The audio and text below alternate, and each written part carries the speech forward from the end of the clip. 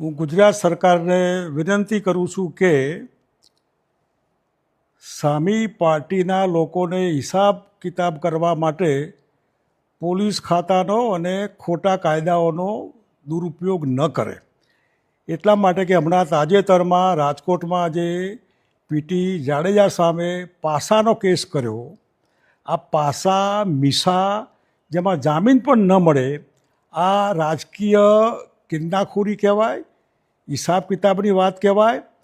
PT જાડેજાના જે કંઈ શબ્દો હોય, આ ભાષા હોય, એના સામે તમારે જે કરવું એ કરો, પરંતુ અલ્ટિમેટલી પાસા જેવો કાયદાનો દુરુપયોગ કરીને તમે માણસને અમાનવીય રીતે જેલમાં ધકેલી દો, એ બરાબર નહીં. આ સમાજમાં લોકોને એવું લાગે કે પીટી જાડેજા જે તે વખતે બીજેપીના સામે જે રૂપાલા સાહેબ બોલ્યા અને આગેવાની લીધી, એનો બદલો ભારતીય જનતા પાર્ટી સરકારના માધ્યમથી વારી રહેશે. આ બરાબર નહીં. પાસાનો કાયદો દૂર કરો અને બાકીનું તમારે જે કરવું એ કરો. એટલું જ નહીં, ડેડિયાપાડામાં હમણાં ત્યાંના જે ધારાસભ્ય, એને સામેના કાર્યકર્તાની ફેટ પકડી કે જે કંઈ થયું હોય, આ એક સિસ્ટમ છે. એ સિસ્ટમમાં તમે જો એની સામે 307 લગાવો, માણસને મારી નાખવાનો કાયદો, ગુનો, આ તમે જો એમાં દાખલ કરો, એ પણ બરાબર નહીં.